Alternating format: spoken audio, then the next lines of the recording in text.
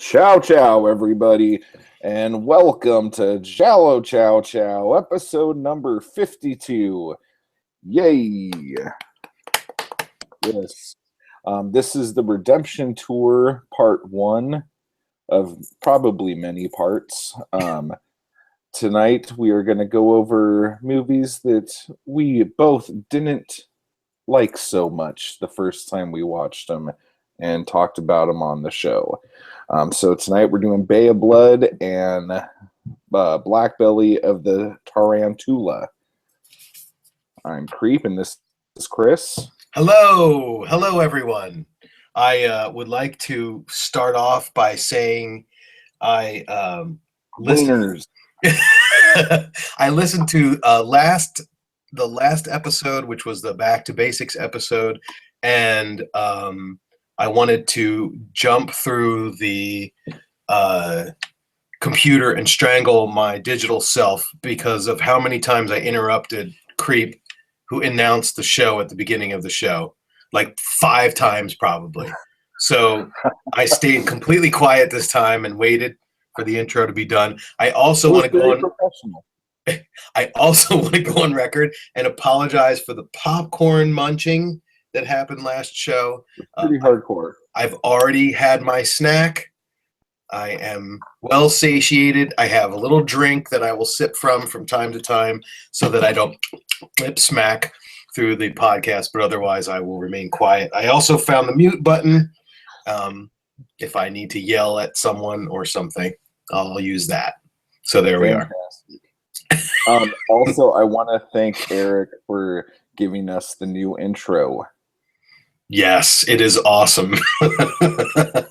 It was such a surprise, too, because I had edited the episode. I sent it to Creep, and then Creep threw that on, and then I downloaded it to listen to it again, and I heard that. And Eric's impression of the killer duck is spot on.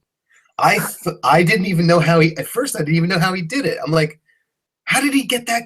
What did he do? Edit every one of those words and make it sound like, but then I realized it was Eric's voice doing the, I have a murder for you. It's almost like like a demented Elmo or something. It was good, yeah. That's funny as shit. It was good. So thank you, Eric. That was freaking great. I love it. And then again, for anyone who wants to chat with us, if you are on the Google Plus event page, just use the Q&A app or button. Again, we need to actually do this on someone else's thing so we know how the fuck it works, so we could explain it to people. Yeah. On the left-hand side of your screen, there, at least on my screen, 1, 2, 3, 4 down from the top is a button. I don't think it does that for everybody. Oh, for us, because we're hosting it. Yeah. Right. But on their on the actual event page, I'm sure there's some Q&A button. But yeah, if you want to communicate with us, just go ahead and push those buttons. I think so, like Sanders had figured it out at one point, and maybe Brian too. So it can't be that hard. Because no, not saying anything bad about those guys. Sorry, don't take that the wrong way. What I meant to say was it's not impossible to accomplish because it's happened already once. So sorry. Yeah. I'm off to a really good start here. So I was gonna tell you today when I was watching through the movies again, I had a wild idea and I wanted to run it by you. Me or everyone? Well, you with everyone listening. Okay. So here's the deal. I was thinking about doing a type of Giallo score for actors and actresses. Okay. With basing it on certain things that are brought out in the actual score for the films. And I could talk to you more about it at a later date, but I got really excited about it earlier. I feel like I'm at a conference call from work. I need to take some notes here. New project. Anyway. Yeah. So, I Oh, mean, are you Jason thinking says that as the person goes through the film, their actions generate points, or is it more about their their appear- career. their career and their appearances? So, like George Hilton would have a high score or something like that. Well, we would think George Hilton and Edwidge would have high scores, but like everything from what they do in the film to are they killed in the film? Are they the killer in the film? Do Yeah. they drink J&B in the film? Do they not drink J&B in the film? Are they on an airplane? Are they not on an airplane? Um, and then like who they've worked with and who they haven't worked with. Right. And try to figure all this out to see if George and Edwidge are the real king and queen of the genre. Hmm. So, I mean, by Controversial. sheer just numbers of appearance, you would think that they were, because those two are usually the ones, and then George Rajard could be at the top of the list too. But maybe the number of Gialli that they've been in isn't really weighed as high as some of these other ones. So that would be cool. And then like the site could have the Giallo score number, and then we would list the main actors, and then you could click the actor and you'd get the actor's score. And maybe even a score for the movies they've been in, what their scores were for those movies. Like if they've been in a bunch of movies that had really high scores, that gives them a leg up than someone who is in Death Laid an Egg or something like that. Okay, so right. That might not necessarily be fair though, because like, of course it is. That guy, like David Hemmings would get a high score simply because he was in Deep Red, which has a 97. In that one category. Oh, right. Okay. But it would all average out. Yeah. Hey, listen, any excuse to turn this into something that has, like, in other words, I don't want to get to the end of this ever. Like, I don't want us to run out of movies. I don't want me to run out of reasons to keep using the website. So I'm all for it. Real quick, Jason says it's on the right side of his. There's a little grid with squares on top. And am I the only nut here right now? No, you are not. Well, but thank you for letting us know. So it's on the right side, more likely than not. Perfect. Be right there. Okay, so what other news do you have, Mr. Newsman? Well, the most important news is that my wife decided after the new year that we wanted to get a treadmill to put in our house. And I said, well, it's really just going to be a laundry hanger, just like everybody else's treadmill. And she said, no, I really want to use one. I'm really going to use it. I said, okay. So long story short, we bought a used treadmill off Craigslist. It works really well at the moment. But the beauty of it is that when I now use it, which I have been, I get my iPad out and I hook it up to my Plex server and I watch Giallo while I'm on the treadmill, which basically means that I get a lot more screen viewing time to get some of these films under my belt and get them on the site or get them ready for the podcast. So I watched Black Belly and Bay of Blood partially at work and partially on the treadmill. So that's good for us. That's good for the site and for the podcast. Nice. And it's good for my waistline, apparently. So we'll see. We'll see which one.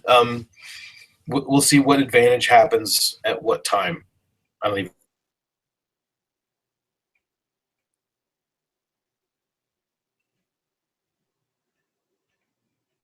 And I think you're frozen. Maybe not. Maybe I am. But it looks like you are. Well, I'll tell a little story until you come back. Basically, I would also like a treadmill. Not so much for me, although I would use it. I want to get it so I could hook my dogs up to it and walk them. Because my youngest dog Um, yeah, it's Chris that crashed. Yay. My youngest dog, Fred, is quite an asshole. And he gets super hyper at the weirdest times. And it would be nice to just leash him up to the goddamn treadmill and put it on fast. Maybe hang a treat or a sandwich off the end of it. And yeah.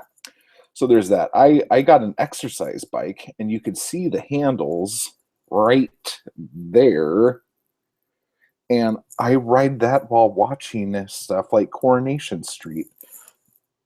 Coronation Street's fun to watch on it because I know how long I've been riding it, because their episodes are pretty much the exact same length every time. So I know if I ride for 2 episodes, I could take a break till later in the day and then ride for another 2, because I try to binge Cora. But that's just me. I think I'm also going to try that with Towie. So we will see how that goes. And other news about myself, there really isn't a whole lot going on. I am working on a couple books right now that aren't the shallow Giallo books, but one of them is kind of saucy, and I will probably talk a little bit more about that at a later date. But for now, I think the title of it is Honeybee, for anybody that gives a shit. And it's pretty risque, we will say. So that'll be a whole lot of fun once I get that going. So Chris's computer has crashed, and he's texted me all sorts of obscenities. He's very upset, and he'll be coming back here shortly. So for those of you who would like to just let me know how my rambling's going, that would be fantastic. For those of you who also don't know, these are new glasses. It turns out I have astigmatism, for those of you who haven't heard, and this eye would just shut on its own for no fucking reason, and now it doesn't. So I'm very happy about that. I could see things clearly now. The rain is gone. I can see all obstacles in my way. And he's back. Let's see if that's the only time that happens. All right. Yeah.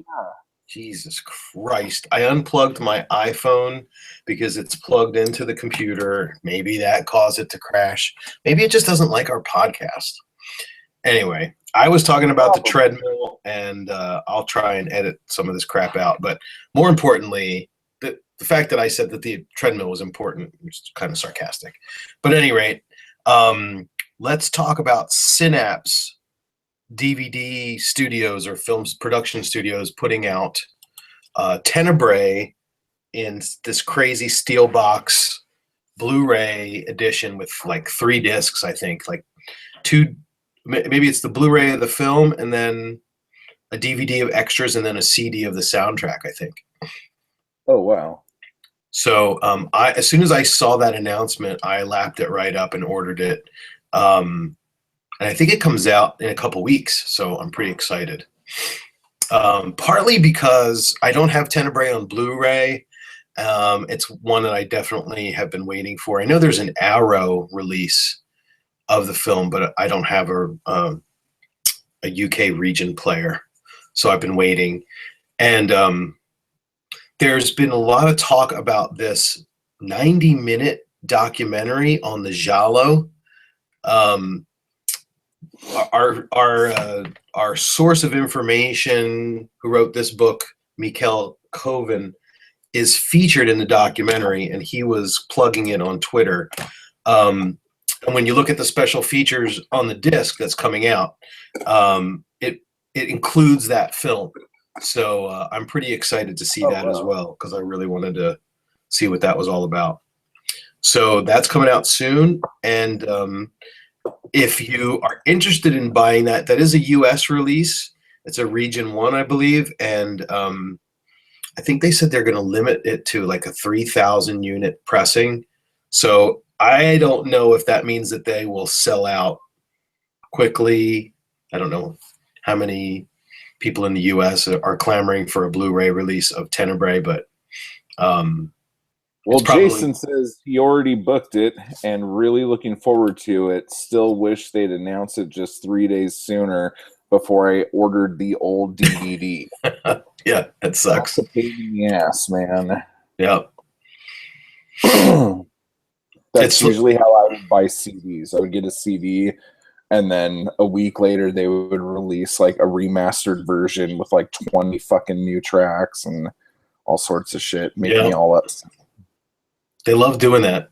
I think I think it's either Dawn of the Dead or Fulci's Zombie that has like 7 or 8 different American DVD releases, and every time I would buy one, the next one would come out and they would say, no, this is the definitive version, and then I'd buy that one, and then the next one was the definitive version. So which one's the definitive version? Of Tenebrae or of Zombie? I don't know. I think there's one where the cover is white and it says, I don't know who the distributor is, but it's not the one with the zombie with the worms in the eyeball that says we're going to eat you or we're coming to eat you or something like that. There's a DVD with that cover, but there's another one. Yeah, there's another one with the cover is mostly white. I don't remember the picture of it right now. I don't think I have it, but at any rate, and then the vinyl. I just bought the eyeball vinyl, which is awesome. It's got an eyeball in the center of the vinyl, and it's white, and it's got red blood stains, like I guess bloodshot eyeball. And I got that. And the morning that I found out that was something that you could order, I also happened upon the fact that they had put out a 10-inch vinyl of A Case of the Bloody Iris, which is also a Bruno Nicolai soundtrack. And that one is out of print, but I found it on eBay from a UK eBay person for I think about $30. So I don't have it yet. I'm still waiting for it to come in the mail. But oh my gosh, I'm excited about that because that's another great theme. They're both great. So I've been like really enjoying like all this stuff, like the soundtracks and the soundtrack for Bay of Blood is just it's so great. Yeah, I've been listening to it a lot because we were watching the movie for tonight's podcast. And do you have any other steel box from Synapse? No, I don't think I have any steel box DVDs at all. The only thing that I have a steel box of was when they released Doom 3 for the Xbox. Probably 10 years ago, I got the special edition, and it's a steel box case. So I don't have any other ones that I know of. I have an Argento steel box of something, and I don't know what it is. I think it was Arrow. Does Arrow do steel box? Yeah, I think so. I have 2 Jaws for some fucking reason. Not Jaws 2, but 2 of the original two Jaws. Yeah. All right. Cool. So moving right along. Anything on your side of the pond? Well, there's no pond between us, but on my side of the Mississippi. On your side of the Great Plains of Midwestern craziness. No. I went over that while you were gone. Oh, okay. Very good. I'll listen to it on the playback. That'll be fun. It'll be like a surprise. Hey, that's what Creep's up to. He didn't want to say it again. Yeah, that's okay. Yeah. Groovy. So what's the next item up for bids? It is the Showcase Showdown, actually. We're nice. ready. I'm glad you knew what the hell that was. I used to watch that every day at 11 o'clock when I was a kid. Hell yeah. So I guess we'll get into the redemption stuff because, typically... we've been talking about maybe doing, now that we're a duo, we might do 2 films per podcast. So we're kind of auditioning it tonight to see how it goes. So I'll just jump right in if you guys are cool with that. It's my initial pick for redemption is the one that I have had. Well, I was going to say it's the one I've had the most problems with, but the one I've had the most problems with is Give me 2 seconds. Keep talking. The girl, or not the girl, the Red Queen kills 7 times. That's the one that if we do another Giallo redemption after I watch Eyeball again and after I watch Strip Nude for Your Killer, if we still do more Giallo redemptions, I'll throw that one on. But wow. It's really at the bottom of my list for things I really want to watch again. But Black Belly of the Tarantula, however, I really wanted to give that another try. And so that was my first pick. And Black Belly of the Tarantula was a film that was covered on Giallo Score episode, maybe somewhere between episode 5 and 7, I think. And I wasn't on the cast yet, so I didn't really have an opportunity to talk about the film other than a little blurb that I think I mailed in. So now it's kind of my first chance to talk about the film, but again, I know that we covered it before, and I don't want to go over too much of it, but I think what I want to talk about first is what I didn't originally like about it, and then talk about how I feel now that I've watched it again. So what I originally didn't like about it is kind of outlined on my website for the score. And I think the film scored originally a 72, which kind of puts it right in the middle. There's a lot of classic Gialli that get somewhere between 70 and 80. One of the reasons why I didn't like it was because of the fact that Inspector Tellini was a police officer. And so the amateur detective aspect of the film, or the amateur detective aspect of the genre was left out. I also kind of thought originally that it was a little bit of a ripoff, not so much a ripoff, but really a copy of some of the other Gialli that had come out in and around that time period. I wasn't really happy with the way that the film resolved and how they explained who the killer was and why he was doing what he was doing. And I now can say that most of that was unwarranted or was a little bit harsh. I think that I watched the film with the wrong kind of attitude. To be honest, when I was watching a lot of these films, when I was first getting the site ready to go up, I was watching them trying to find as many films that I could put into, or well, really, I was looking for that 100-point score film.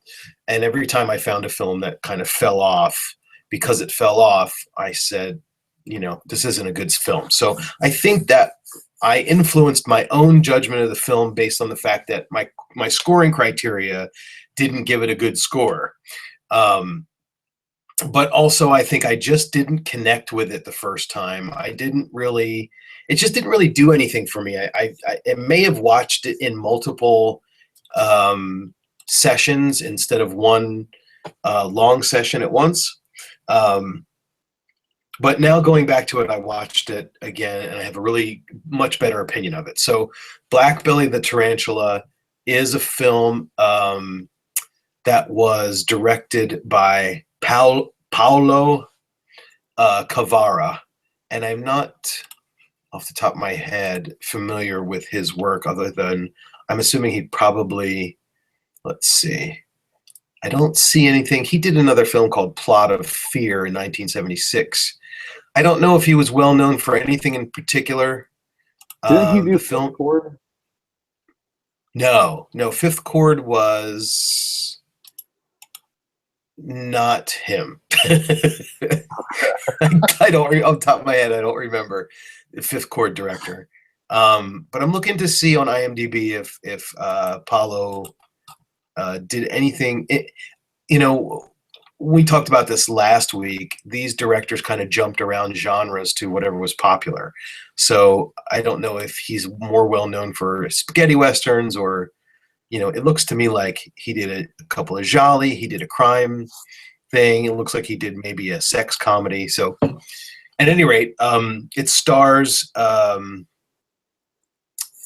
It stars Giancarlo Gianni, who plays Inspector Tellini.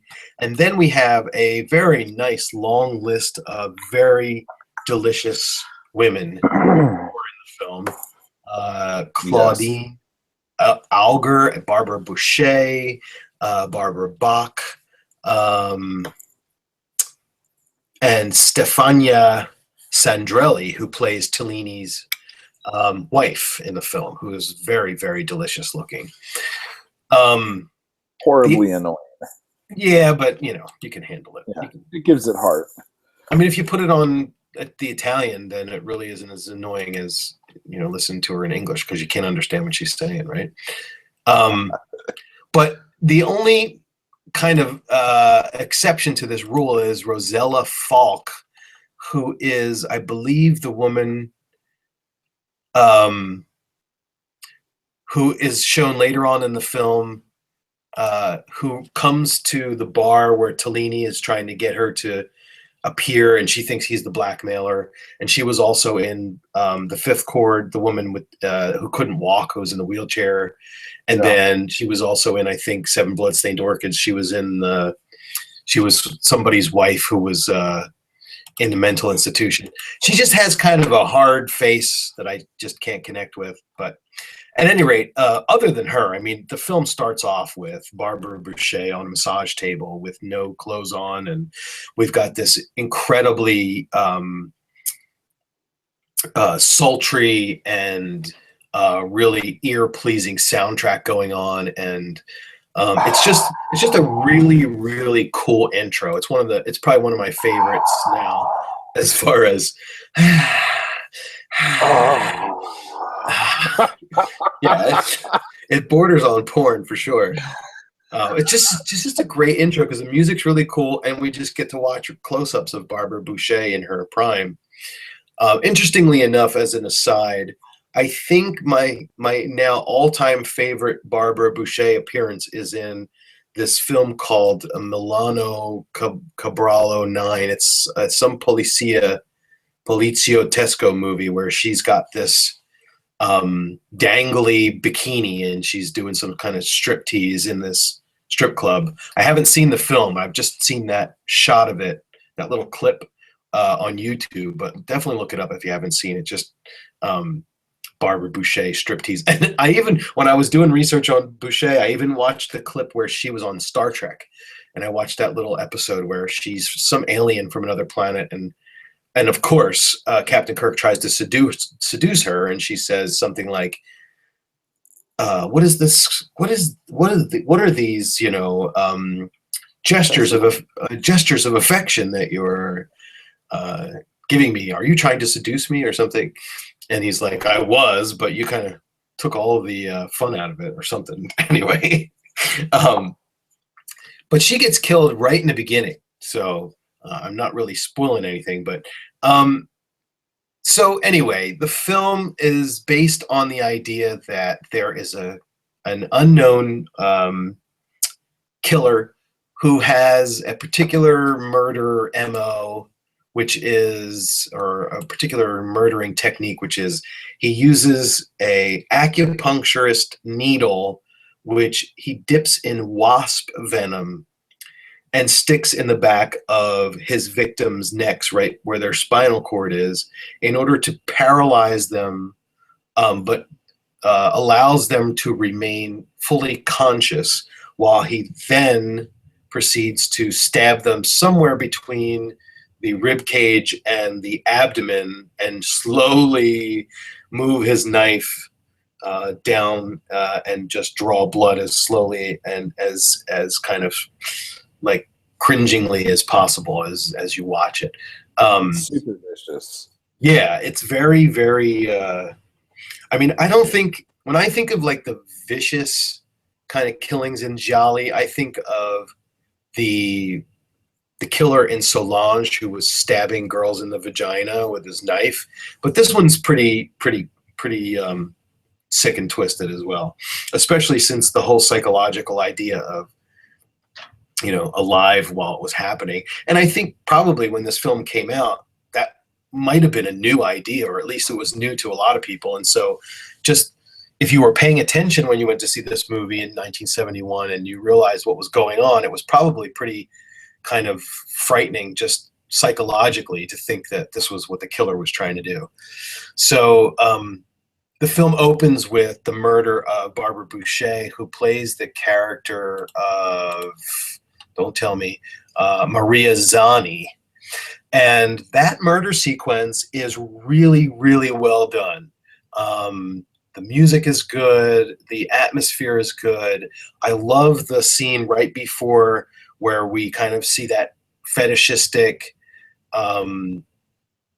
thing where the killer has got his gloves on already, and we see the lamp, and we see where the killer lives, and he's getting his needles ready. And it's very, very Bird with the Crystal Plumage. I mean, it's almost like a copy. You know, we're going to see the killer and in his environment getting himself ready for the kill. And then we see the stalking scene where Maria Zani goes to take the dog out, I guess, and then she comes back in and gets attacked and killed. And then right after that, we're introduced to Inspector Tellini, who is going to be our one and only person who's trying to solve this murder case. But the action continues. I mean, we go right into not far after we talk about, you know, I've written kind of key points. You know, the first murder sequence, happens around the 12-minute mark. And then within the half-hour mark, we have the second murder, which is, and I wrote these people's names down simply because they're in IMDb. Myrta Ricci. She's the woman who runs the fur shop, and I actually looked that up because it was written on the side of the wall there when they have the outdoor shot of her closing up the shop. And I forget what it says in Italian, but I looked it up, and it's a place where they sell fur coats. And she's killed. But what's interesting about when she's killed is the killer is about to do his whole kill her slowly while she's still awake, but the cops come, and so he quickly just slashes her throat to kill her, and then he leaves. Once that second murder takes place, then we start to introduce the two different plot stories that are running simultaneously, and this is something that Argento didn't really do in Bird, but I think he did it in Cat o' Nine Tails, where there was the story about the espionage, and then there was a story about the XYY chromosome, and they were both both of those stories were running at the same time, and as a viewer, you didn't know which one of them applied to the killer, or did they both apply to the killer, and which suspects were guilty of which of these two plot lines. And this is kind of happening in Black Belly as well, because you have the woman who runs the spa. Her name is Laura, and she's running some sort of a blackmailing scheme with Mario and taking photos of these rich members in the spa and with Mario, and then blackmailing them so that they pay up. And at least that's part of what I uncovered from the plot. But, you know, I think the film, you know, for me, it got a lot better because I considered all of these set pieces to be what I was really concentrating on, like how well they were put together and how well they were orchestrated and how well they worked with the soundtrack, and not so much paying attention to the story. And it turned out that once I did that, the story started to really come together, and I started to realize that I did like the way that the script was written. So after the second murder, you have the next really important thing to remember, or at least to take note of, is the rooftop chase scene. So the character who is Maria Zani's wife, Maria Zani's husband, who's also doing his own investigation to find out what happened to his wife. And you could say he's an amateur detective, but he gets killed, so he doesn't really do anything. So I didn't give him points for that. But he figures out who this Mario character is, the guy who took photos with his wife, and chases him up the spiral staircase to this rooftop where they start running and chasing each other. And then Tellini finds out that they're up there, and he starts chasing them. that whole scene is really well done and really fun to watch. Um, so again, if you just take the opening murder, the murder at the fur shop, and this rooftop chase, and then add to it the murder at the end with who is it? Barbara Bach.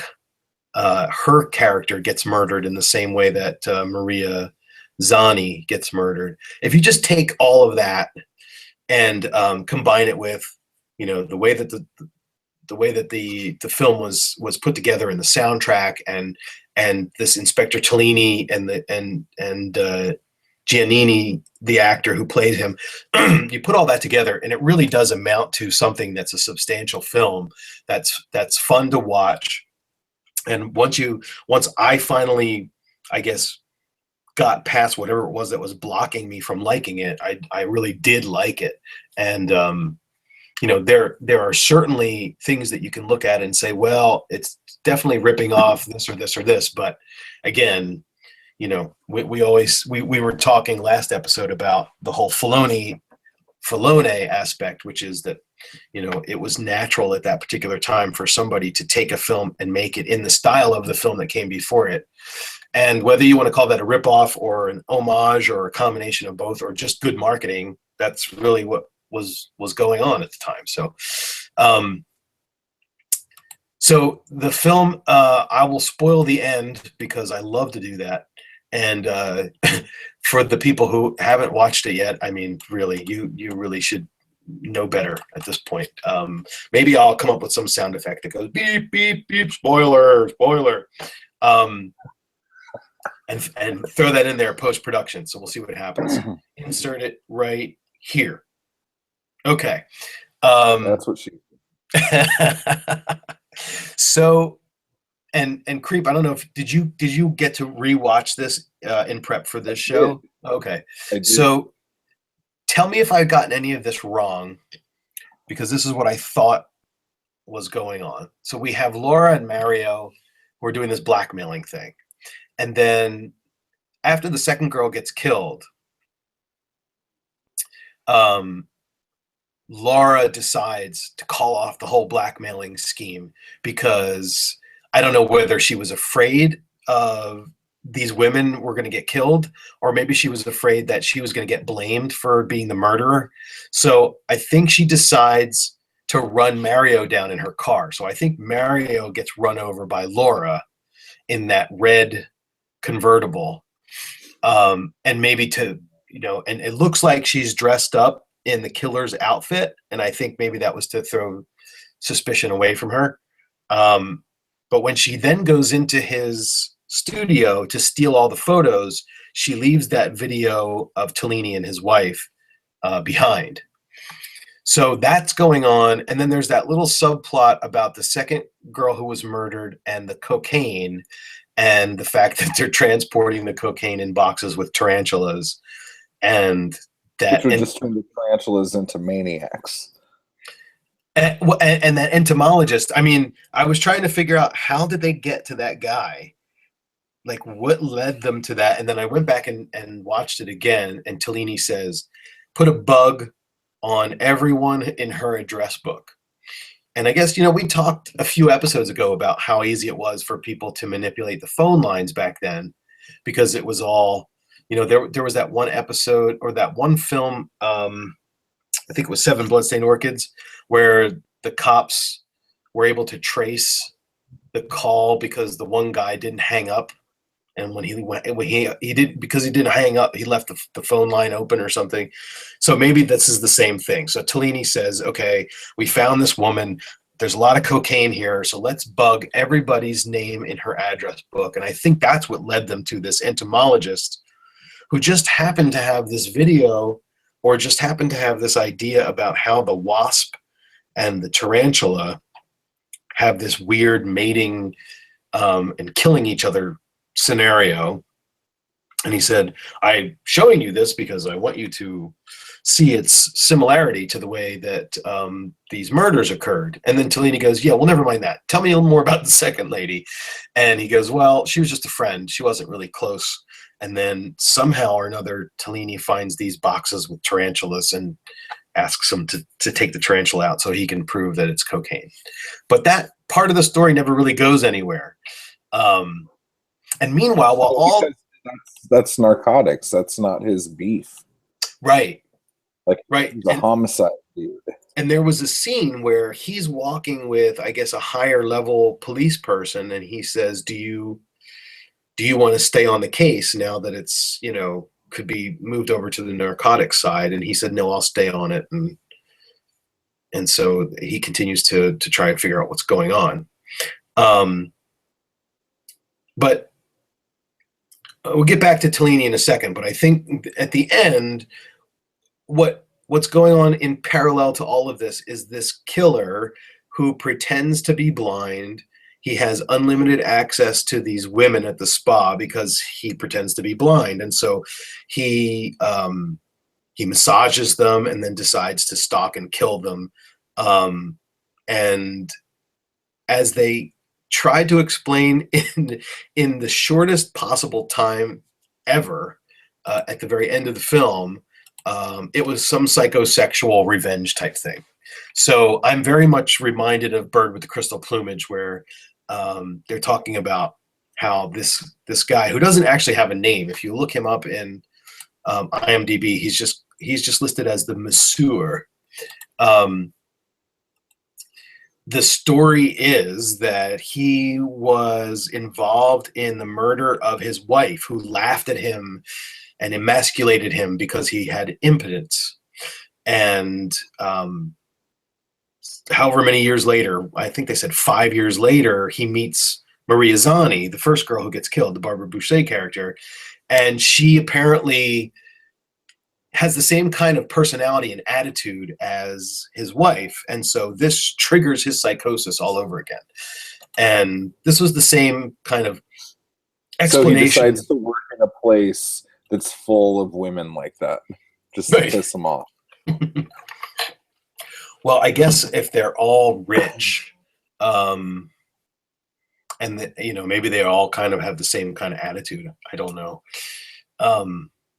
But that was kind of what happened in Bird, right? So the explanation in Bird was that the killer was attacked when they were young, and then they saw the photo in the antique store, the painting, and that triggered their psychosis, but they identified with the killer instead of the victim the second time around.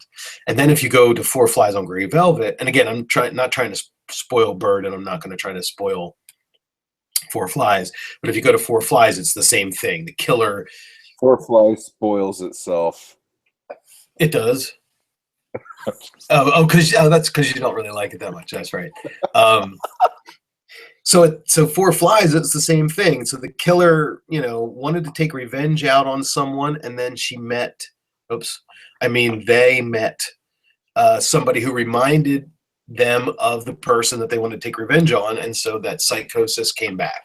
So it's kind of like a repeated motif here.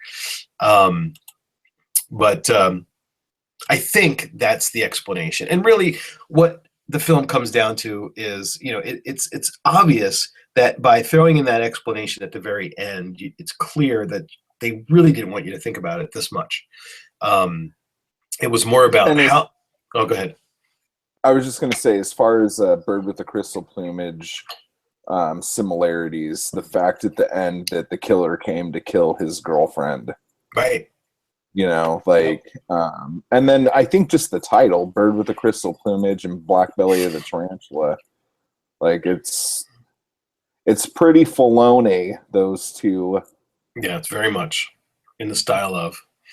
And I have a little bit more historical info that kind of proves that point a little bit more. But it's real interesting to look at the chronology of the films that come out around this time. But before we get into that, I really think that, again, the filmmakers really wanted you to just enjoy kind of the scenes that they put together.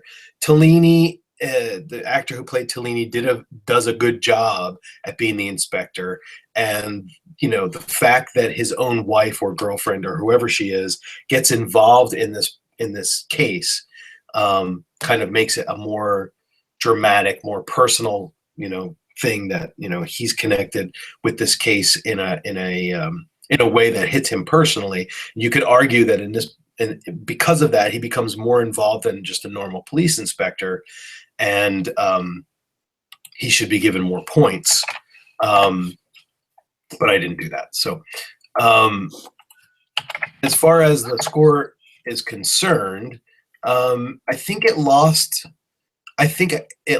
something, but it gained something else. So it got a lot of the signatures, like 12 out of 10 signatures. So there's even more signatures in there than you could count because it only goes up to 10. And 25 out of 30 standard. So where it really lost points was there's no black gloves. The gloves are a different color. And that, I guess, for me, that's important, obviously, because that's the scoring criteria. But also, one of the things that it lost points on, my first time through, I didn't realize that the killer was apprehended, because if you watch the end, he says something like, the killer's talking now. So that means he didn't die. He wasn't killed by the police. He didn't fall off a building or get killed by accident. So they lost points there, and of course they lost points for the amateur detective. So if you add all those back in, this is a classic Giallo that scores about 95 points. So with that in mind, I don't really think that the film is as much of a Poliziotesco film as I'm originally kind of thought it was, because it really just follows the Giallo, classic Giallo standard for the most part. And you have a few interesting scenes that are police procedural influenced, but it really is very much a Giallo at heart. Do I have any other notes? I don't. Oh, and the only other thing is there's a couple of interesting things with the gags with, like Tellini goes and gets in his car and that truck with the metal pipes goes through the windshield. I mean, I guess they put that in just to add some tension and some suspense and maybe even a jump scare at the time for the people in the theater. But the one thing that I didn't understand, or, I don't know if it even makes any difference, but why did they film the inspector and his wife having sex? Like, what was the whole point of that? To let him know that the killer was watching his wife. But it wasn't the killer who made that tape, right? It was the blackmailers. That's what you would assume. And the thing is, I'm trying to think right now, when the cloaked figure went into Mario's apartment and got all the film, were they wearing gold gloves or black gloves? I don't remember. I think they were wearing black gloves. If they were wearing black gloves, then I think you're right, and it is Claudine Auger, or whatever her name is, right, who killed Mario and did all that stuff. But if it's gold gloves, then it's probably the killer, which means she had a little bit more to do with the killer than she let on originally. Yeah, or it just means it doesn't make any fucking sense. And then there's that. And then there's two situations where the person that Tellini is talking to knows what's going on, but they have to go to bed first, and we'll tell you in the morning. As soon as I know, I'll give you a call and let you know. Just give me enough time for the killer to come and get me first. It just trips me out, because the other question with this movie is, if he's such a lackluster detective and really doesn't like the job he has, how the fuck did he get to inspector? Because all those other guys seem like they're much more into that job. Right. That are running around with. The funniest thing is, whenever he goes somewhere, he's like, okay, let's go. And then 4 guys jump in a car. But we never talk to those guys, really. But no, they're just like his cronies. Somewhere to go. Yeah. But I thought... Jason had a couple good ones here. He said Captain Kirk would have been a killer Giallo pro tag, pun not intended. But then when speaking of the sewer, he said he was obviously a misogynist. And Oh, that's a good one. that's a good one. Misogynist. Oh, that's classic. That may be the subtitle of the As episode far of this podcast. Misogynist. um, as far as this movie goes, though, um, to me, it is so good, and I know I've sang its praises before.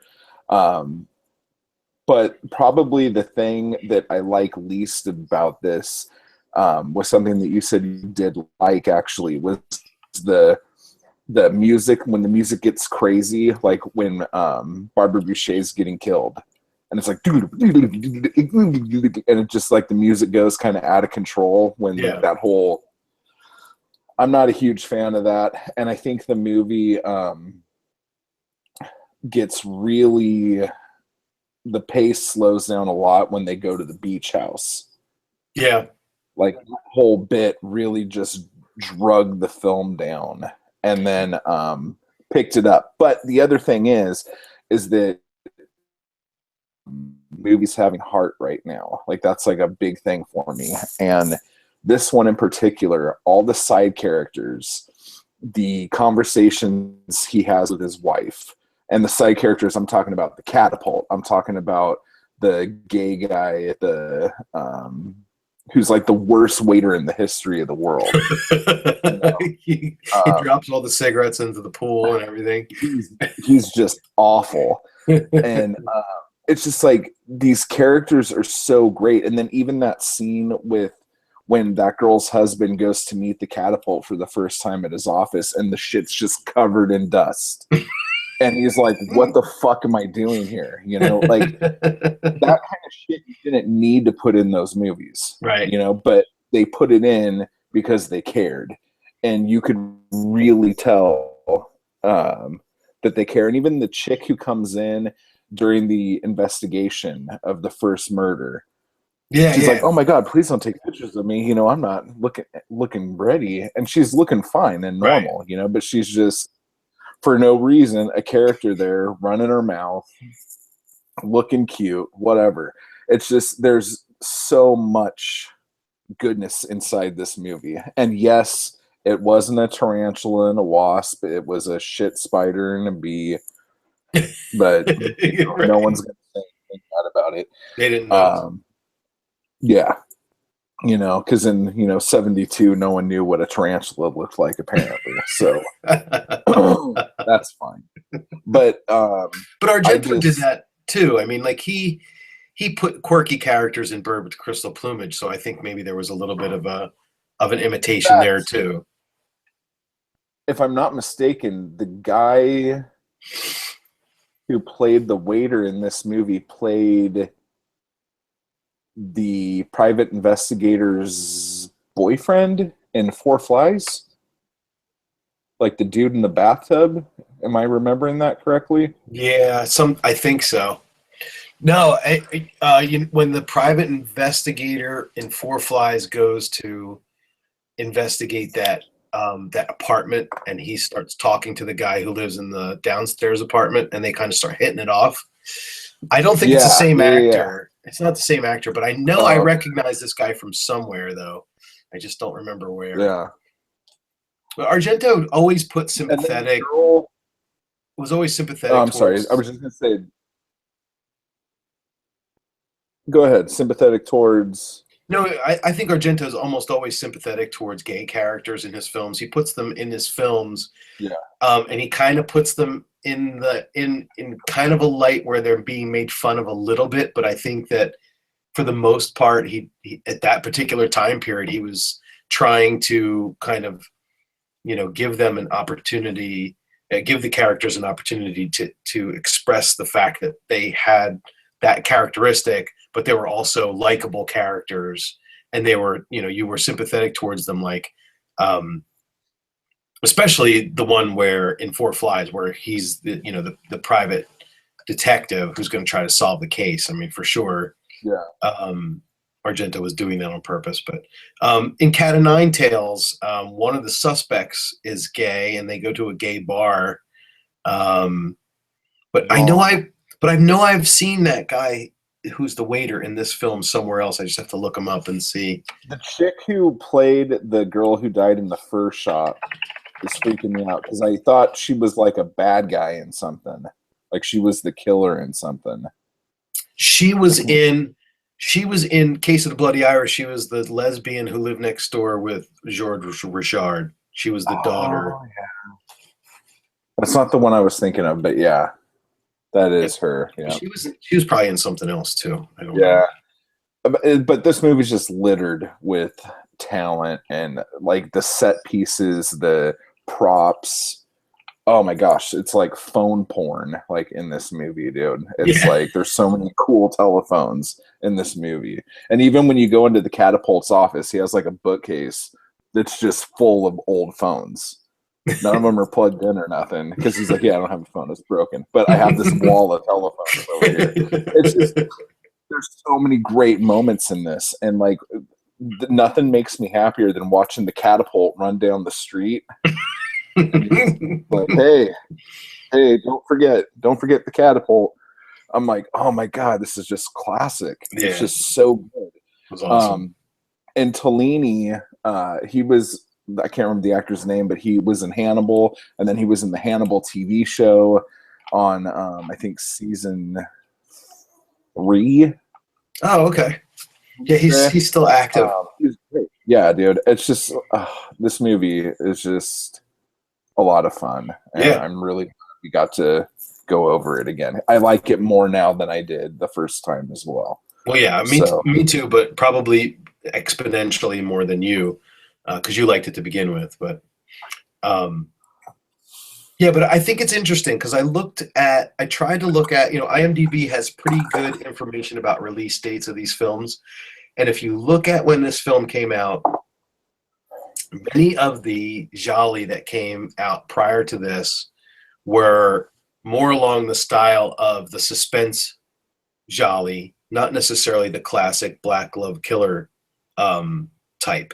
So you got, 3 different. So you got Fulci put out Perversion Story, which is really just, a more of a sexy suspense thriller that takes place in San Francisco. And then you've got these 2 Umberto Lenzi films, and you've got Bava putting out $5 for an August Moon. And then Bird comes out, and Bird is kind of like way different than any of these other films. And then there's some more, like Lenzi put out another one, and Hatchet for the Honeymoon came out, and Forbidden Photos of a Lady Above Suspicion came out, all in 1970. Then in 1971, in January, we have The Strange Vice of Mrs. Ward, which is very much kind of in the style of a classic gialli with the black glove killer. And then you have Cat o' Nine Tails. And then it's not until August. So that was January, February of 71. Then it's not until August that Black Belly of the Tarantula comes out. But in August,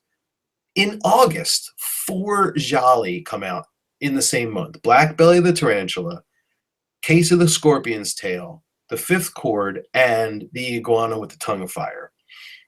Then that's insane in 1 month, right? And then the next month, Bloodstained Butterfly. In November, Death Walks on High Heels, and then in December, Four Flies on Gray Velvet comes out. Now, I don't know if I got every single one of the films that was released under what we kind of all generally consider giallo genre for 1971, but those are the big ones. And you can see kind of where the trend is happening. I mean, Black Belly came out, and there wasn't a lot of imitation of Bird with the Crystal Plumage yet. People were still experimenting with the suspense thriller type gialli formula. Strange Vice of Mrs. Ward was kind of a little bit of a hybrid of both because, Julie Ward in that film, she's not really an amateur detective. She's just kind of being terrorized. So it's more of a suspenseful thing. But Cat o' Nine Tails is definitely a classic, amateur detective, black glove killer as is Bird. Scorpion's Tail is like and that. He's blind. Fifth Chord is like that, and he's blind, right? Amateur and blind. I thought you were trying to say that I disconnected. No, I it's came just back to like check. he's blind and our killer's blind. I don't know. It's just I'm just tripping out because like to me like if like hindsight's 2020 or whatever, but if I could imagine like being a moviegoer in from like 68 to 76 or something like that, Yeah. I would be the happiest guy in the world. Like going 1 week to see that, next week this, next week that. It's like get the fuck out of here. It's Yeah. like early 80s in the US, dude, going to slasher movies or Yeah. something. It's But crazy. And then it all kind of but fell off because everybody got TVs, right? I mean, that's kind of what happened somewhere between I don't know what 75 and 78 or 70 or 79 yeah, I is think when I said it last time. It was something like 13% of the population had TVs before 75, and then after that it was like 60 to 80% had TVs or right. something. Yep. Like drastic, huge Yeah, bump. major So, change. Yeah, absolutely. but we still have another movie to talk about. Yep. So What? I'm just gonna say I like Black Belly. I recommend it. It's a very entertaining film, and I really like kind of thinking about like what we just talked about, how it kind of has a nice place in the context of when these films were released. So it's not a huge like copycat film. It did a lot of things that were different or a little bit original, but it also really helped to kind of solidify the genre. Um, and in relation to our next film, which is completely different from that, which also came out, what, like in 1971? Yeah, I think 71 or 72. So like Bava was already challenging what was going on with something completely different. And with that, take it away, Creep. Well, I think more than anything, Bava was just trying to stay relevant with this film called Bay of Blood, Twitch of the Death Nerve, or 89 other titles. This movie has been called so many different things in so many different places that no one really knows what the hell the movie's called, but we'll all kind of just say Bay of Blood. This movie is Mario Bava's attempt to show the Italian cinema gore hounds that he can actually make a gory movie, make something that's shocking, make something that's because basically when you have $5 for an August Moon coming out at the same time as Bird with the Crystal Plumage, Bird's going to get a lot of holy shit media, as $5 was probably a snooze fest on the radar of all these people. Um, and Jason says, I seriously still think Bay of Blood was meant to be a spoof. And agreed to a certain extent. I think a lot of it, which we'll get into in a little bit here, is as he was trying to stay relevant at the same time, he was sticking his middle finger up at a lot of the young kids that were coming up or trying to kind of take his mantelpiece, if that makes sense. But to let you know what Bay of Blood's about, it's going to be a little tricky because when I first saw this, I was so annoyed with the kind of lack of story or just like whatever the fuck. Because when you watch it the first time, it's almost as if there's like 3 or 4 different movies kind of thrown into a blender and said, here's a movie.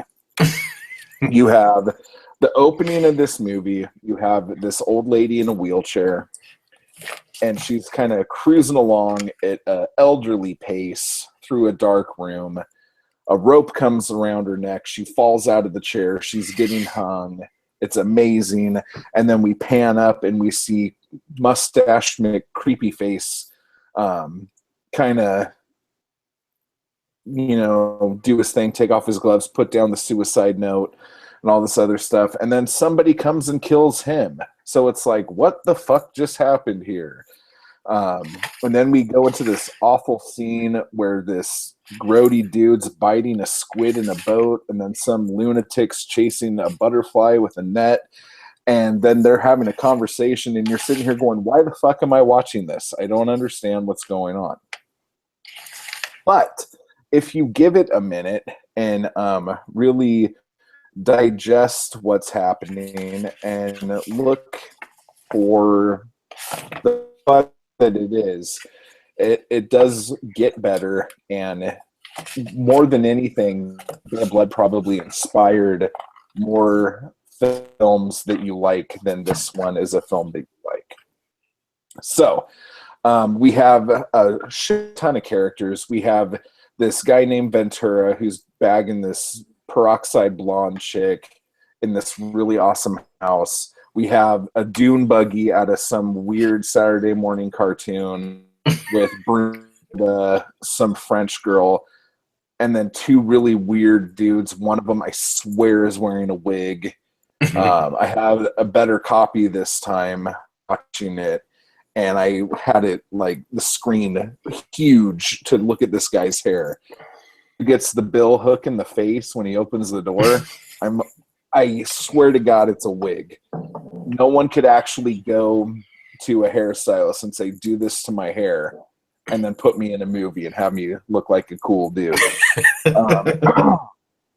Then you got Susie and the Banshees doing like tarot card read, and her weird, creepy bug boyfriend husband. And all these people are trying to figure out who, well, not the kids. The kids are just having a party and they're at the wrong place, wrong time. But everybody else is trying to figure out who killed the old lady, if it was suicide or not, where the girl's dad is, because that's the other thing. Claudine, or whatever her name is from the last movie we talked about, is in this with this dude who I've seen in other stuff. Oh, he's the guy from My Vice is a Locked Room. Yeah, Luigi Pistilli. Yeah. He plays and their Albert. whole thing. Yep. He plays Prince Albert.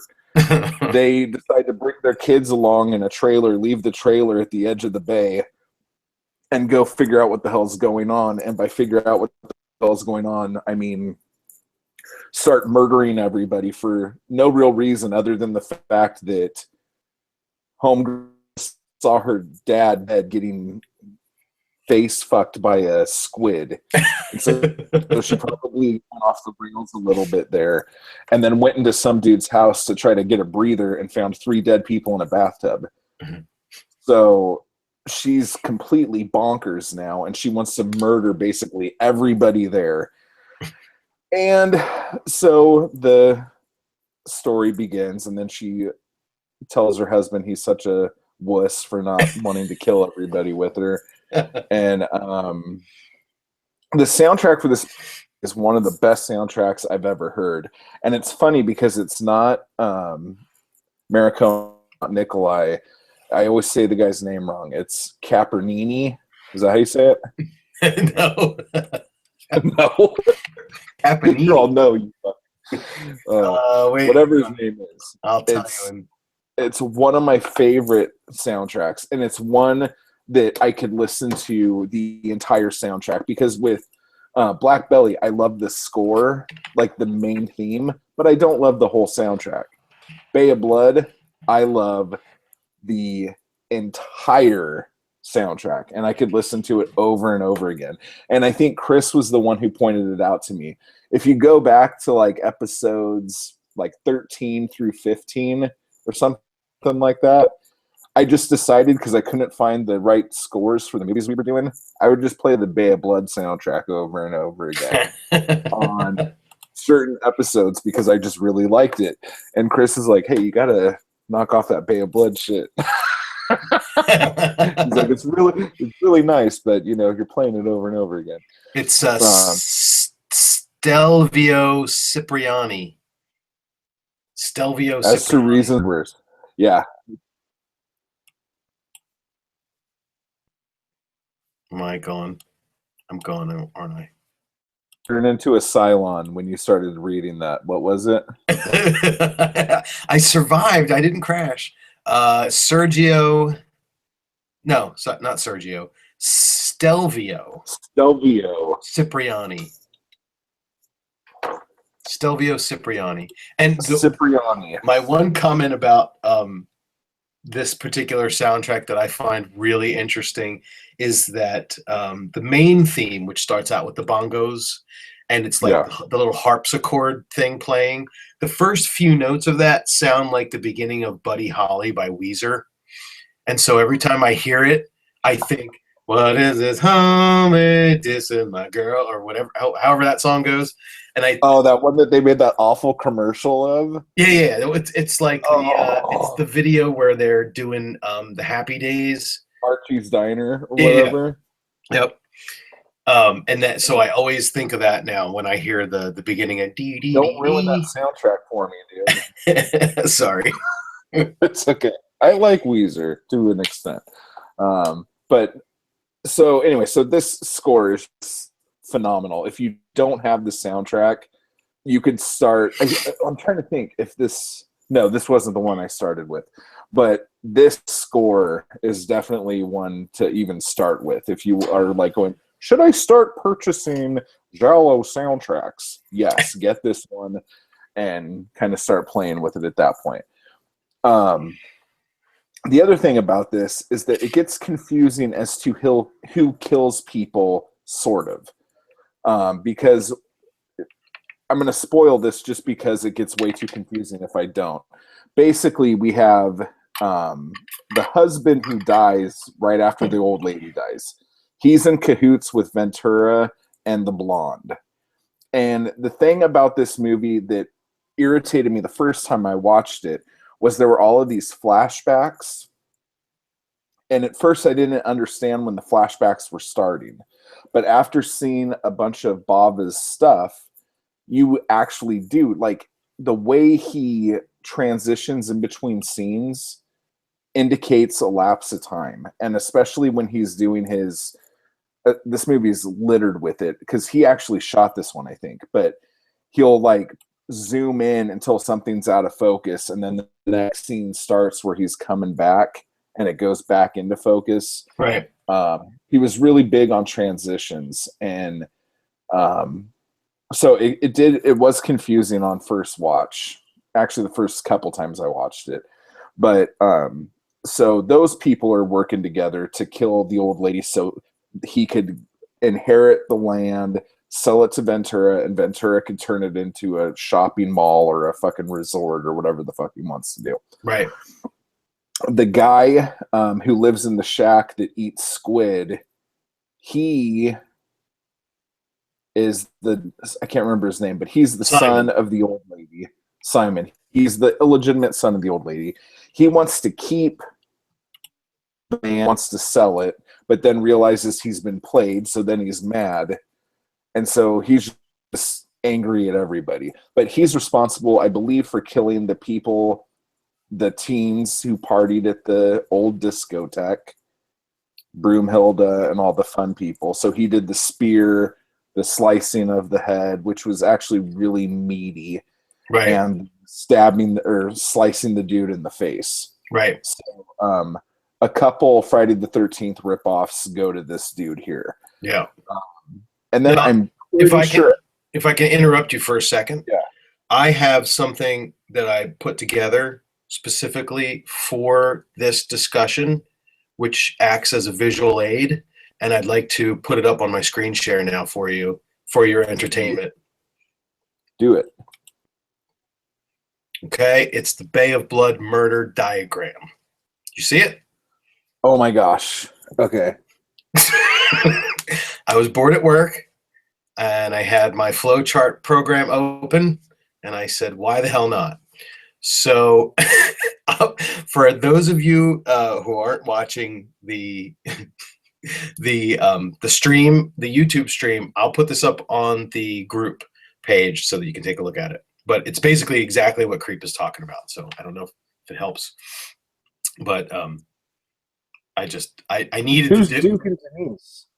Say again. Who's Duke and Denise? Those are the names of the two who get stabbed together Oh, okay. on the bed. Believe it or not, I had to look that up. Believe it or not. Do you have the kids in here too? Young Yes. boy. So young boy at the bottom there. And who's the young girl? Oh, she didn't do anything, She right? didn't kill anybody, right? So if you're on this page, or if you're on this And flowchart, that little girl's the same little girl from Deep Red, right? yep, she's from Deep Red, and she was when she grew Who up, saw her die? she was in Demons, and she was in Who Saw Her Die. Yeah, as a kid, when she grew up, she She's was in terrifying. Demons. Yeah. So if you're on this flow chart, you either killed someone or you were killed, and So what are these red numbers? that's These how red many people they've killed. So Simon has killed the most people. Simon got a Simon 6. killed 6. He killed Filippo. Who else did he kill? He He killed, killed the 4 people over here. yep. He killed Laura, that's right. And And his stepfather. okay. And then Frank was killed by Renetta. Well, no. Yeah, I gave her I gave her a dotted line because she didn't kill him. Yeah. But she started to kill him, and then Albert finished him off at the end in the dark. Okay. No, this is super helpful. Jason's very excited about this.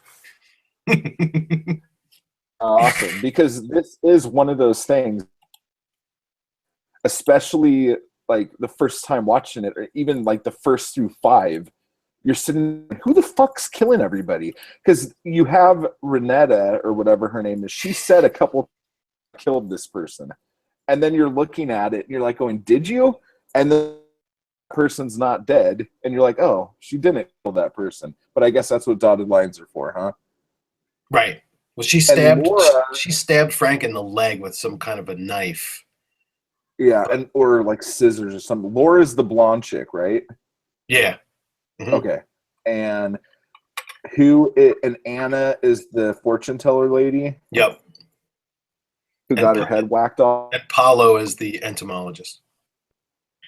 This is amazing.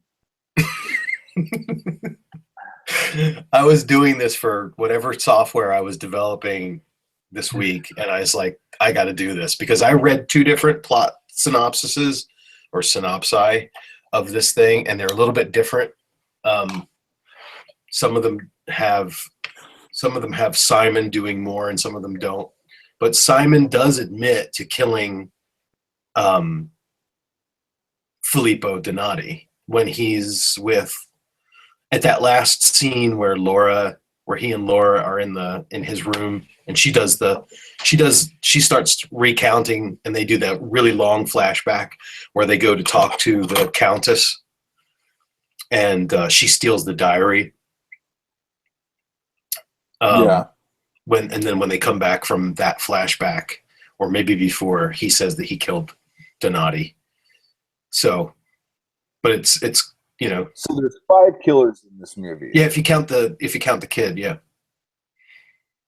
Yeah, you got to count the kid, that little fucker.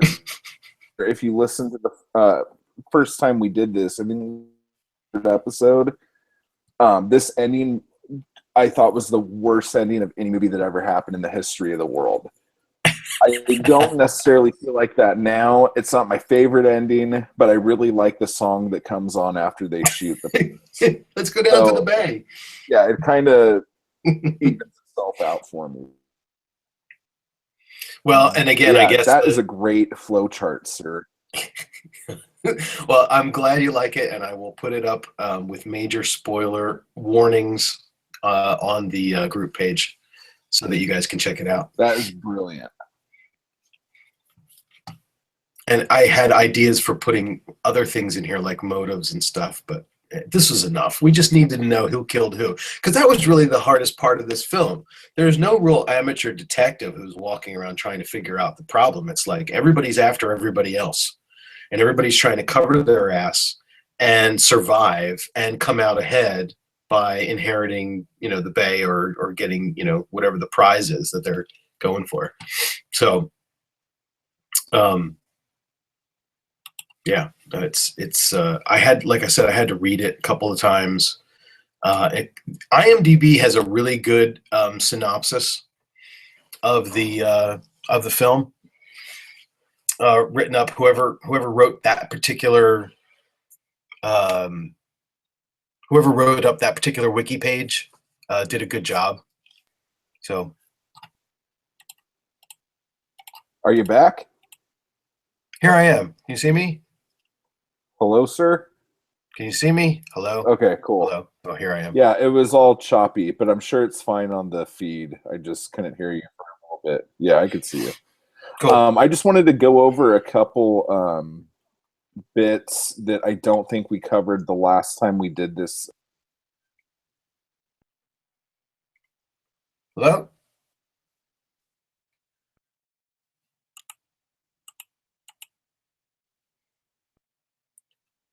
All right. Maybe Creep is gone this time. I don't know if I'm gone or if Creep's gone, but these technical difficulties really have got to go. Can anyone out there hear me?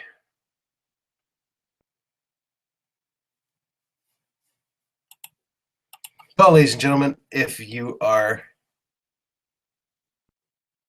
watching and listening to me, what do I have to say here? Hi. It seems like I'm still on live. Let me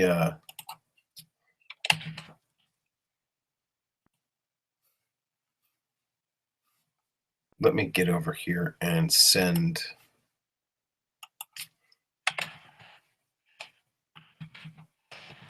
Did you drop off or did I?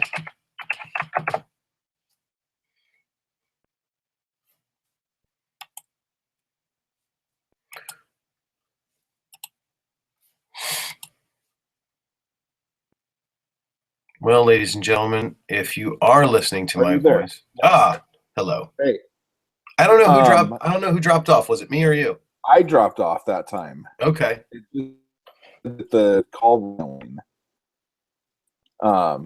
And I still don't even have all my buttons back. Sorry about that. How long was I gone? Not too long, like, maybe 90 seconds or so. We'll edit it out.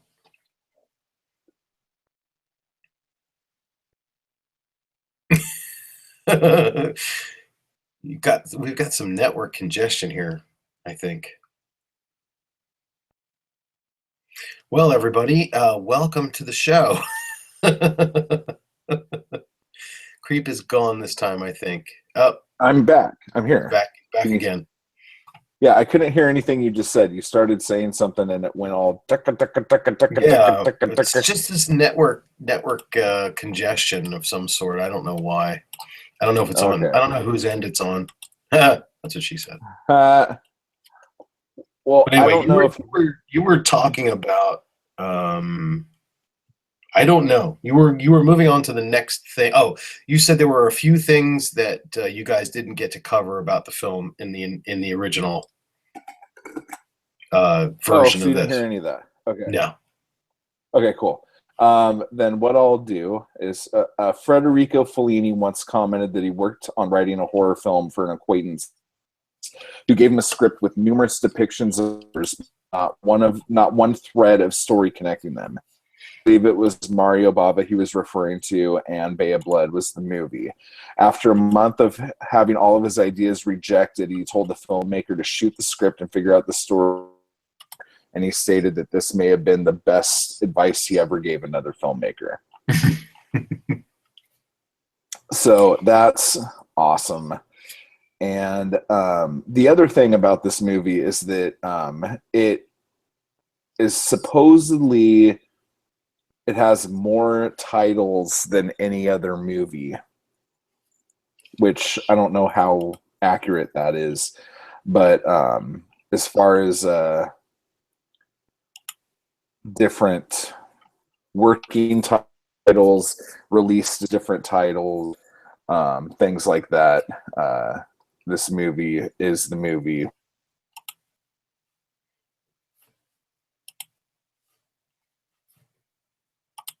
How's that grab you?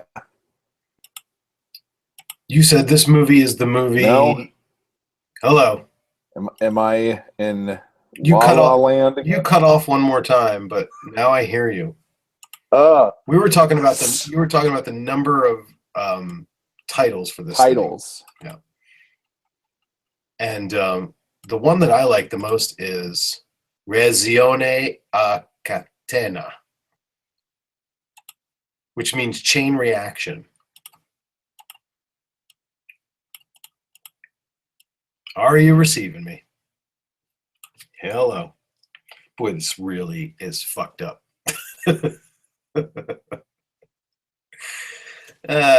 Shit. So, ladies and gentlemen, chain reaction. The reason why that one is my favorite. Hello? Oh, you're back. Yes. Yeah. Yeah, you've dropped out a few times now. This is Good terrible. Lord.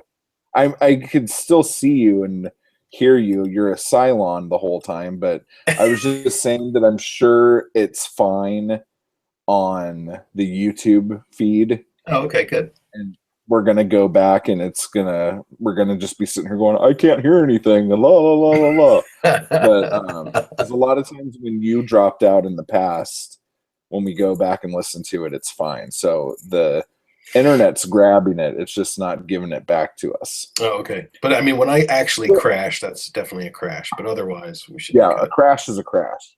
But so anyway, long story short, I like Bay of Blood a lot more now than I ever did. So if you are one of those people who didn't too much originally, give it another watch, and I'm sure you'll enjoy it more. So yay! Agreed. And, you know, I just had a couple of things to add and just a couple of things to talk about that won't take too long. But my particular history with Bay of Blood is that I never had a good copy of it. Never, ever, ever. Um, I had a crappy VHS copy. I had a crappy DVD copy. If you've ever seen the trailer for Carnage, where they take shots of the film and they change it so that it's inverted, so it looks like a film negative. Yeah, Um, I had a copy of the film that looked that bad, like, but it wasn't the film negative.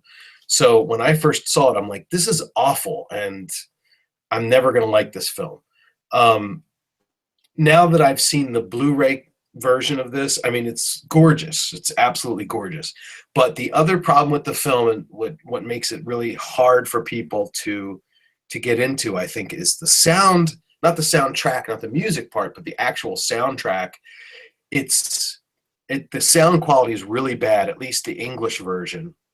There's a lot of very long silence parts, and then there's parts where the characters are talking but you really can't hear what they're saying. You have to turn the volume up really, really loud, and then right at that moment something loud happens and it blasts you out of your seat because it's so loud, and so you have to turn it back down again, and then when they start talking you have to turn it up again. So I had a real problem with that for the longest time, and I still do when I watch it. Even the copy that I have from the Blu-ray release, and I think it's probably the Arrow Blu-ray release that I have a copy of. It's the soundtrack is still hard to pay attention to. Um, but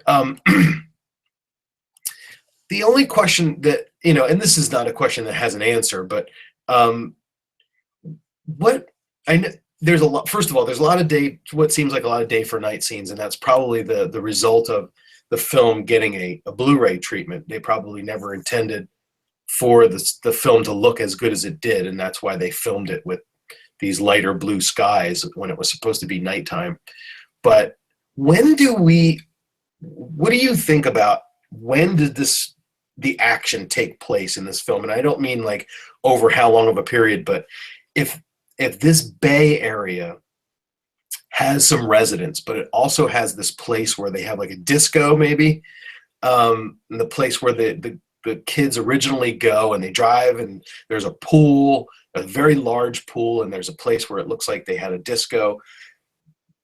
Are we supposed to assume that the film takes place on the off season, and so these kids are just kind of visiting the no, bay? what I think happened is that the husband of the old lady.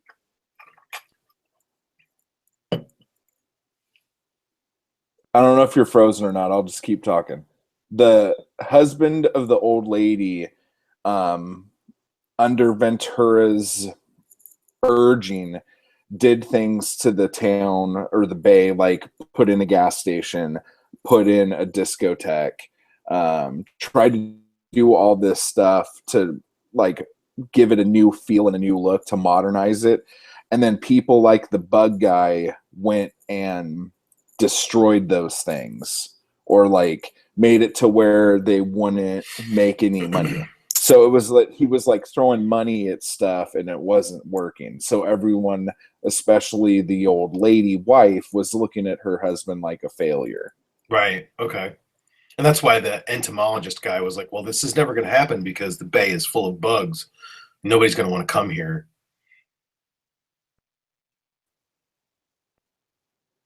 Did that come through? This might be the worst show we've ever done based on technical difficulties. It might sound great in the on the final but yeah, audio so version. anyway, so the discotheque and the gas station and all that shit. So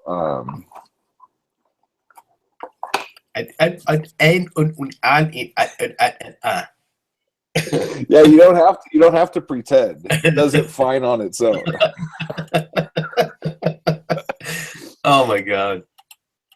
So yeah, I guess that was my only, that was my only question. It's like, why are these buildings like half the idea that these guys could just go and break into somebody's house and party, was that because they knew that this was just a summer home for but that was Ventura's house. So which was the weird part. They just decided, hey, let's break in.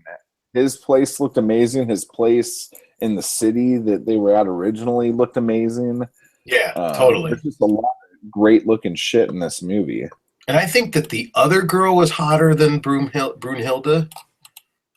And I think that I loved Laura's white outfit with the boots. Did you like that? Fuck yeah. Yeah. Yes. I figured you would like that outfit when she gets strangled. Yeah, Brunhilde loses points for me because she shaves the kitty. So I didn't like her velvet green one-piece skirt thing.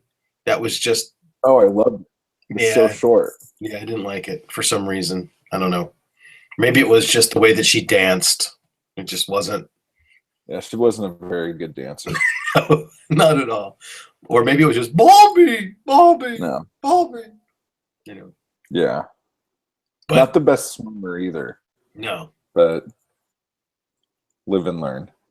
But a great movie. And like you said before, obviously super influential over all of these slasher films that came after it. If you take this film and you take Torso, you've pretty much got a blueprint for everything, and not just so much like, okay, this is these interesting and creative murder sequences, but just the idea of kids being stalked by an unseen killer in an environment that's kind of like a summer camp.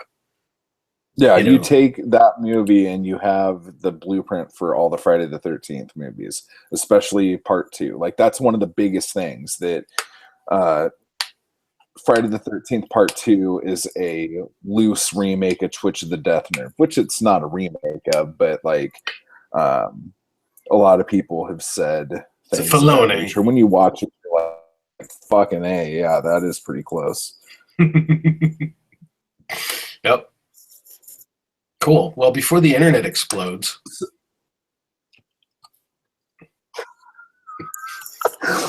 What are we doing next time?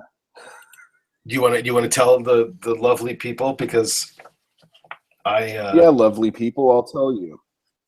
So next time on the show, we're going to try to keep doing 2 movies, and hopefully we won't have so many interruptions, so the show won't last as long as that. But we're going to do a Umberto Lenzi Proto Giallo doubleheader. We're going to be covering Paranoia, aka Orgasmo, and we're going to be doing So Sweet, So Right. Which one is it? No. So sweet, so perverse. Right. Exactly. Yeah, Not to be we had confused a with. little conversation about that. Not to be um, confused with So Deadly, So Perverse, the book, or So Sweet, So Dead. or So Sweet, So Dead, the other Giallo, not by Lindsay. So I'm excited about those because I haven't I haven't watched either one, and so it'll be fun to talk about like these films from what are they 68, 68, 69, and try They might to both be 69, but yeah, 68, 69. yep and try to kind of think about how they uh, how they fit into the context of what we've been talking about for the last couple episodes. Um, And how and awesome Lindsay is. yeah, Yeah. he is, man. He is. No, what did I just watch the other day? I watched a Eyeball. Giallo. No, it wasn't. It wasn't that. It was a Luigi Cozy Giallo.